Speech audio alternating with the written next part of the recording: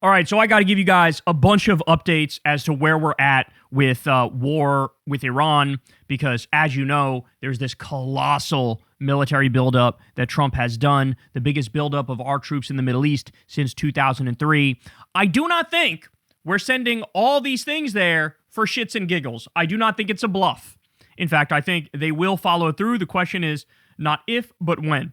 Let me start with this. I cannot believe I'm reading these words to you. Iran is about a week away from having the ability to make industrial-grade bombs. U.S. Special Envoy to the Middle East, Steve Witkoff, told Fox News. It is true that he did say that. I know it's hard to believe. He did say that. I actually saw the video on Fox. He said they're about a week away from a nuke. I'm not kidding. Okay, this is what we in the business like to call a lie.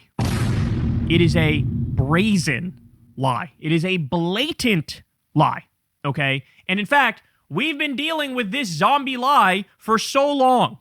These warmongers have always wanted to do regime change in Iran, and they've trotted out this lie. Netanyahu is the godfather of this lie.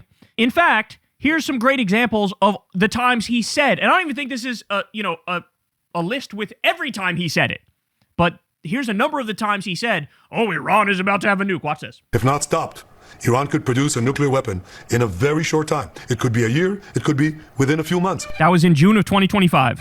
They have the wherewithal, the stored up, preserved knowledge to make a bomb very quickly. That's 2018. If they wanted to do it. Iran is This is 2015. so dangerous. Weeks away from having the fissile material for an entire arsenal of nuclear bombs. They're very This one is 2012. close. They're 6 months away from being about 90% of having the enriched uranium for an atom bomb. Iran is gearing This is 2006, bro.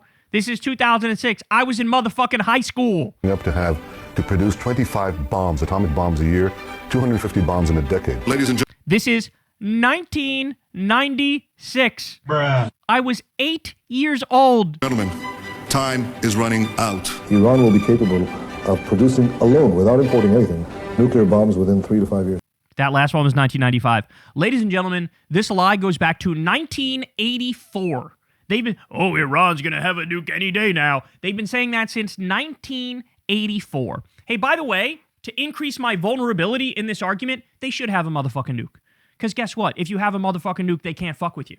The West, Israel can't fuck with you. The U.S. can't fuck with you. They can't casually attack you like they just did not that long ago in what they're calling the 12-Day War. They can't do that. They would not be able to do that. In fact, of course, Saddam didn't have weapons of mass destruction. He was overthrown. Libya gave up his weapons of mass destruction. Then he was overthrown. Guess who didn't give up their weapons? Kim Jong-un, which is why they're leaving his ass alone. Okay? The message they've sent to the world 1,000 times over is if you actually have a nuke, then we can't do shit to you. But if you don't, then we're going to fuck you up.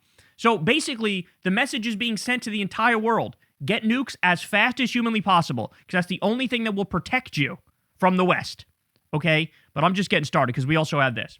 Dropsite says the following. Breaking. Iran's Foreign Minister Abbas Araghchi told CBS he expects to hold talks Thursday in Geneva with U.S. Envoy Steve Witkoff speaking to Margaret Brennan on Face the Nation. Araghchi said Iran's supreme leader has not yet signed off on a final proposal, and he is still working on a draft ahead of the planned meeting. He also confirmed Tehran's current proposal is nuclear only, excluding Iran's missile program and regional alliances that Israel has publicly pushed the U.S. to add to the negotiations. Okay, so here you have Iran's foreign minister. Oh yeah, we're negotiating. Oh yeah, we're trying our best here. We're trying to be reasonable. We're trying to work with you. Here's the problem. There's a bunch of poison pills in what the U.S. and Israel are asking for. Israel and the U.S. are demanding no nuclear enrichment whatsoever, even just for the power grid and scientific research. So, but they have a right under international law to do that enrichment. U.S. doesn't care. Israel doesn't care. They say we want no enrichment. Ballistic missiles. Israel says we want to limit the range of your ballistic missiles or get rid of them entirely. Iran saying ballistic missiles are off the table. You basically want us to disarm completely and be fucking sitting ducks for you to attack us whenever the fuck you want to, which is what Israel already does in Lebanon. And now they want to do that with Iran too, and Iran's going, we wouldn't like to be bombed every week, thank you very much. We'll pass on that. So this is a poison pill where they have unreasonable standards for Iran that they're demanding, and Iran's going, look, we're going to be as reasonable as we possibly can, still, we're not going to build any nuclear weapons. You can fucking come and check however much you want. Basically the same as the Obama deal, the JCPOA. We're willing to do that. And effectively, they're hitting a wall of resistance among the warmongers in Israel and the U.S., okay? So this is just disturbing. It's kind of crazy to me. You have to have the Iran foreign minister come on the news in the U.S. to go, look, we're trying to be reasonable, but these motherfuckers on the other side are not reasonable. All right, how about this? Ready? A Trump advisor has confirmed to Axios that the Pentagon has prepared multiple strike scenarios for Iran, including one that involves assassinating the supreme leader Ayatollah Ali Khamenei and his son, Mojtaba, who is seen as his potential successor. Quote, they have something for every scenario. One scenario takes out the Ayatollah and his son and the mullahs. The advisor added, what the president chooses, no one knows. I don't think he knows. The U.S. is openly discussing decapitation strikes against the leadership of a sovereign nation with 90 million people. So there's all this reporting. Hey, we got a scenario laid out for absolutely everything, whatever Trump wants to do here. Now Trump is talking about, well, what if I do like a quick bombing to try to force them to come back to the negotiating table to agree to our terms? And it's like, bro, the terms Israel is asking for, they are purposefully impossible to meet. How do you not understand that at this late date? Or maybe he does. Maybe he's just lying about the whole thing. But the whole point is, Israel wants terms knowing that Iran can never agree to those terms, because fundamentally, Israel wants regime change. They're not okay with this current government staying in place, even if the government theoretically agreed to all the things that Israel wants. Like I said, what Israel would do is then use the fact that they've totally disarmed to do the regime change anyway, right? How do people not see this? It's so clear. This is the same government that's doing a genocide and an ethnic cleansing in Gaza and about to do it in the West Bank and currently bombs Lebanon whenever the fuck they want, openly says they want to create a greater Israel and steal more territory from multiple countries in the Middle East. And we're supposed to look at them like they're an honest actor, like they're negotiating in good faith. They're not negotiating in good faith. But Trump now is Trump likes it when it's quick and decisive, right? Like take Venezuela, for example. He thinks quick and decisive. We're like, oh, look, we got Maduro. Mission accomplished. We win. Who cares what happens afterwards? We win. And I can spin it like we won and did an awesome job. That's what Trump wants. Trump wants that same thing in Iran. We're like, look, I want to be able to press a button and just wipe out the regime completely. Oh, if I can't do that, then I got to find a way to like massage my message here. So I don't know, if you do a quick strike, kill like one of their top leaders, then I use that to try to pressure them to agree to all of our terms. Like this is what Trump's doing. He's negotiating against himself effectively, trying to find a way where he could do something where he could spin it and say, oh, look, I was massively successful. That's what's happening here. All right, but then you have this, breaking via the New York Times. President Trump has told advisors that if diplomacy or any initial targeted U.S. attack does not lead the Islamic Republic of Iran to give in to his demands that it give up its nuclear program, he will consider a much bigger attack later this year, intended to help topple Ayatollah Ali Khamenei, the supreme leader. While General Kane told Trump there was a high likelihood of success prior to the raid in Venezuela, Kane has not been able to deliver the same reassurance to Trump during the Iran discussions, in large measure because it is a far more difficult target. It's a fucking country of 90 million people. It's 4 times as big as Iraq, okay? This is a government that's been in existence since the late 1970s. This is a giant, complex country. And there's all these different targets all around the country. This is not some fucking willy-nilly tin pot dictatorship that, you could 1, 2, 3 handle your business and act like you're a hero and walk away. That's not what this is. But that's what Trump wants it to be, desperately. So, but again, they didn't send all this stuff there for shits and giggles. And let's not forget, we know that Israel has blackmail on Trump. We know Jeffrey Epstein was Mossad. There's tapes, there's videos of him doing God knows what. At some point, Netanyahu is going to say, I'm done fucking playing with your ass. You're going to do the regime change because I say so. Okay? That's the other part of this. I think Trump wants to do it, but even if he didn't want to do it, Israel would say, you're fucking doing it. And you don't really have a choice. Have you ever stopped? Hey, isn't it weird? Have you ever stopped to wonder, isn't it weird? Trump never breaks with Israel ever. He's always given them literally every single thing they want. He let them illegally annex the Golan Heights, which is Syrian territory. He moved the embassy to Jerusalem. He took hundreds of millions of dollars from the pro-Israel lobby. Have you ever thought, hey, that's kind of weird? He's taken all this money from them and he's never said no to them ever. Even the fucking ceasefire in Gaza was fake and they're still murdering people in Gaza on a daily basis. So it's almost like it's all fucking WWE wrestling and this is all a game. But at the end of the day, the decision has already been made. And I warned you, and a number of us warned you, this wasn't over. When they said, oh, the 12-day war is over, it's over, we win, it's great. I told you that wasn't the end of it, and now you know for sure it's not the fucking end of it. All right, ready for this? Yashar Ali points out, Senator Lindsey Graham tells Axios that several people close to President Trump are telling him not to bomb Iran. Graham says he has urged the president to ignore those people. The question is, who are those people, right? I mean, the usual suspects kind of pop into everybody's mind. So you would think, in theory, Tulsi Gabbard would be anti-war and would be one of those voices, but she's been sort of iced out of the administration completely. They left her in the dark about the Venezuela thing. She had no idea the Venezuela thing was going to happen at all, right? And now she has zero credibility left because she was the anti-war person. Now she's part of like the most pro-war administration ever. RFK, in theory, was also one of these anti-war people. He already sold his soul. He was doing lawsuits against Monsanto over Roundup, glyphosate, which gives people cancer. Now Trump just deregulated glyphosate and basically made it so more people are going to get cancer, and he's right there fucking cheering him on like a loser. J.D. Vance, in theory, pretended to be anti-war a certain number of times, but then he always gets on board when Trump decides I'm a warmonger. So who's actually saying these things? I don't know, but apparently there's some dissension where people go, look, this is not like Venezuela. Like, this shit is going to drag on and on and on, right? We were told the same thing before the Iraq War. Oh, it'll be done quickly. We'll be in and out of there in 2 weeks or 2 months. It's not going to be 2 years. Motherfucker, it was over 20 motherfucking years. So, some people within the administration are going, this is going to be hard to spin, bro. This is going to be hard to spin. You know, we ran as the anti-war people. We attacked Kamala for being a warmonger, and now here we are. Trump does a new war every other week. All right, ready for this? Robert Pape says, this represents 40 to 50% of the deployable U.S. air power in the world. Think air power on the order of the 1991 and 2003 Iraq War, and growing. Never has the U.S. deployed this much force against a potential enemy and not launched strikes. And you can see here all of the U.S. military planes and the warships that have been sent to the region. This is a lot. This is a lot. Again, they didn't do this for shits and giggles. Israel plans unprecedented strikes in Lebanon, Yemen, and Iraq as part of the U.S.-Iran war.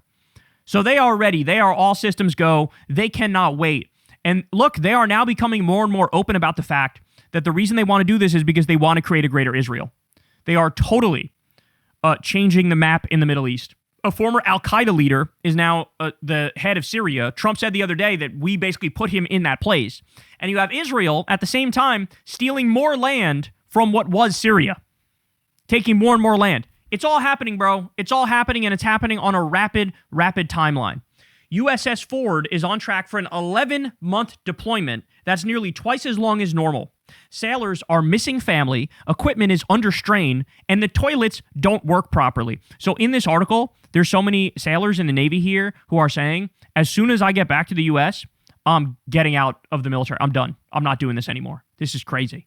And this is what happens when you have a commander-in-chief in Trump who doesn't think about other people. He doesn't care about other people. Everybody's just a pawn in his game. And so here you have these people that were out there. They thought they're out for 6 months. Now they're working on fucking a year.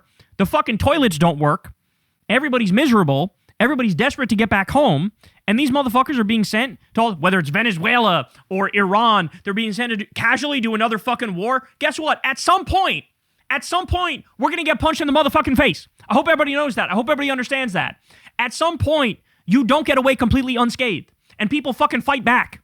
They fight back. And Iran has that capability more so than Venezuela did, and certainly more so than Cuba does, who are currently starving to death right now. Okay? Look at this one. U.S. military officials say that hundreds of military personnel at base in Qatar are said to be relocated amid a possible strike on Iran. So all the U.S. bases in the region, they are very clearly prime targets to be attacked in retaliation for the U.S. bombing Iran. We were told after the 12-day war, we got rid of all of their nuclear capability. It was an astounding success. Everybody should say how awesome it was. Anybody who says they still have nuclear capabilities are lying. It's fake news. It's fake news. They have no capability whatsoever. Turns out they went from that to, we got to do another war in Iran to take away their nuclear capabilities. What happened? You said that there was no nuclear capabilities. You said you destroyed it in the 12-day war. Now it's back? What are you talking? Almost like every single fucking thing they say is a lie. Almost like everything they say is a lie. From the Associated Press, State Department orders non-essential U.S. diplomats and families to leave Lebanon as tensions with Iran soar. Endless weapons and equipment are now being sent to the Middle East. At least 9 XC-17 transport en route. And so what my understanding of this is, people are saying that these are the kind of planes that bring like small arms to the region. And so the question is, are they also planning a fucking ground war? By the way, I shouldn't even have to make this point, but I will. Literally all of this is totally illegal. I hope you understand that. Like, literally all of this is illegal. Under our Constitution, Congress has to declare war. They have to be the one to declare it. Trump has now said, I'm usurping Congress. I'm doing whatever the fuck I want. This is totally an impeachable offense. But guess what? Since, Republicans are the majority in Congress, they're going to fucking ride his nuts and slurp his ball sweat no matter what. And so he's like, I don't care. I'll do the illegal thing. I'll do the unconstitutional thing. And there's going to be no fucking fallout from it. And you know what? He's probably right. Because even some Democrats are being really fucking quiet right now because they low-key support the overthrowing of Iran. That's right. They are backing the imperialist fascist warmonger. They are quietly backing him because they also want to see the Iran government go. We need an actual opposition party. And we need anybody with a even 2% of a moral conscience in the Republican Party to stand up and say, you know what? I will vote to impeach if he does this. But this is where we're at, man. This is where we're at. And then finally, how about this one? U.S. official told the New York Times that at a meeting last Wednesday, Trump asked his JCS chair and CIA director about the, quote, broader strategy in Iran. In other words, the president himself is not sure why he's actually doing any of this or what he's trying to achieve. During the meeting, Mr. Trump pressed General Kane and Mr. Ratcliffe to weigh in on the broader strategy in Iran, but neither official generally advocates a certain policy position. General Kane discussed what the military could do from an operational standpoint, and Mr. Ratcliffe preferred to discuss the current situation on the ground and possible outcomes of proposed operations. In other words, nobody can fucking tell him. Because you want to know what the real answer is, Don? I'll tell you what the real answer is. The real answer is Israel wants it. The Israel lobby gave you hundreds of millions of dollars to run your campaigns. You've done everything that they wanted. Everything. You've even said, some of these billionaire Israel donors at, various events, you've said, I think they care more about Israel than the U.S., don't they? I think they do, don't you? Joking about it like it's funny. Joking about it like that's a sustainable situation where a foreign billionaire can pay the U.S. president. The U.S. president represents them in that foreign country more than he represents the American people. Okay? But this is the plan. The plan is get rid of Iran so there's zero regional pushback to what Israel wants to do in the region. Israel basically tries to become a superpower in the Middle East. That's the goal. The greater Israel theory, that's the theory in action, is we're going to take more territory, we're going to steal more land, we're going to basically become a superpower, and the entire time, Trump and the U.S. are going to do our dirty work for us. They're going to be the ones to do the dirty work for us because we pay them, we have a powerful lobby, we basically own the government, and we get what we want. Now, by the way, the thing that should frustrate you to no end is literally none of this had to happen. None of this had to happen. Barack Obama solved this issue. It wasn't a close one. It wasn't a gray area. It is very black and white. He solved this issue. He got the JCPOA. Iran followed that deal perfectly. We gave them back their own money that we stole via sanctions. And then they allowed in the people to investigate, the inspectors who said, yes, they're not enriching their uranium to the point of building a weapon. That was working perfectly. It was verified over a dozen times by the International Atomic Energy Agency. Over a dozen times. Okay? What happened? Trump went in there, illegally violated the deal, ripped up the deal. Then Biden ran for president and said, I'm going to get us back in the deal. He got in power. He didn't. He lied to us. Okay? Then Trump gets back in there. Now he's talking about a deal? What deal? The outline of any actual deal that they could agree to would be the JCPOA. The work was already done. In order to get that deal done, Obama had to ice out Israel and say, you are not fucking going to be in the room here. We're handling this on our own. Because Israel was trying to sabotage it and undermine it every single step of the way. But Trump has been rolled by Israel. Okay? They got his ass. And they got blackmail on him. They bought him. Everything. And so Trump's going, what's the broader strategy? The broader strategy, it was all achieved. It was all done. It was all handled. Then you fucked it up. Biden didn't get back in the deal. And now here we are. You're going to launch a big fucking giant stupid war, which is an illegal and offensive war against a country that didn't attack us and is not going to attack us. There's not even a stretch of a story you can tell to try to argue that we're the good guys in this scenario. We are not. We are the baddies, and it's never been more clear. Hey y'all, do me a favor and like and subscribe. It helps out big time in the algorithm.